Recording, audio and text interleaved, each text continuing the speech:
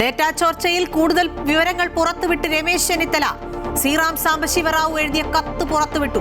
Data സ്വകാര്യ ഏജൻസിക്ക് കൈമാറിയെന്നും നടന്നത് ഗുരുതര സുരക്ഷാ ലംഘനമെന്നും ആരോപണം. വ്യക്തിവിവരങ്ങൾ തെരഞ്ഞെടുപ്പിനായി ദുരുപയോഗം ചെയ്തെന്നും സ്ത്രീ സുരക്ഷാ പദ്ധതിയിലെ വിവരങ്ങൾ ചോർത്തിയെന്നും ചെന്നിത്തല. സർക്കാർ ജീവനക്കാരുടെ സ്വകാര്യ വിവരങ്ങൾ ചോർന്നതിനെതിരായ ഹർജി ഇന്ന് ഹൈക്കോടതിയിൽ.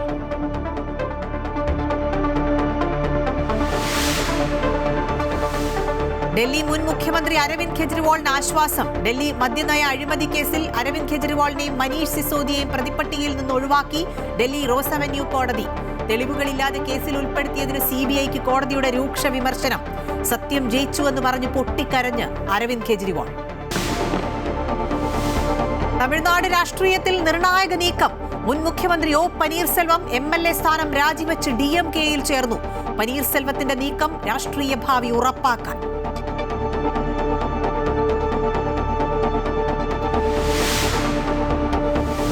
ശബരിമല സ്വർണ്ണക്കൊടിമര നിർമ്മാണ ക്രമക്കേടിൽ സ്വർണം സമർപ്പിച്ച മോഹൻലാലിന്റെയും ദിലീപിന്റെയും മൊഴി രേഖപ്പെടുത്തി വിജിലൻസ്. തിരുവനന്തപുരത്തെ ജ്വല്ലറിയിൽ നിന്ന് 2 പവൻ സ്വർണം വാങ്ങി സുഹൃത്ത് മുഖേന പമ്പയിലെത്തിച്ചുവെന്ന് മോഹൻലാലിന്റെ മൊഴി.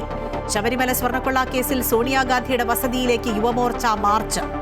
തിരുവാഭരണം മുൻ കമ്മീഷണർ KS ബൈജുവിന് സ്വാഭാവിക ജാമ്യം.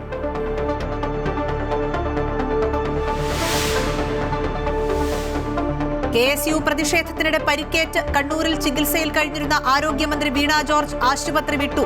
രക്തസമ്മർദ്ദം സാധാരണ നിലയിലെന്ന് മെഡിക്കൽ ബോർഡ്.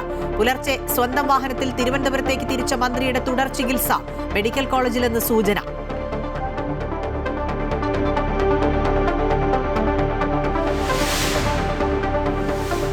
അഫ്ഗാൻ അതിർത്തിയിൽ പാക് ആക്രമണം.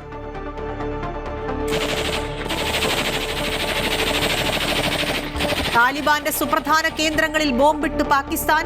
133 താലിബാൻകാർ കൊല്ലപ്പെട്ടെന്ന വാദവുമായി പാകിസ്ഥാൻ. അതിർത്തിയിലെ പ്രകോപനത്തിനുള്ള തിരിച്ചടിയെന്ന് പാകിസ്ഥാൻ. പാക് യുദ്ധവിമാനം വീഴ്ത്തിയെന്ന് താലിബാൻ.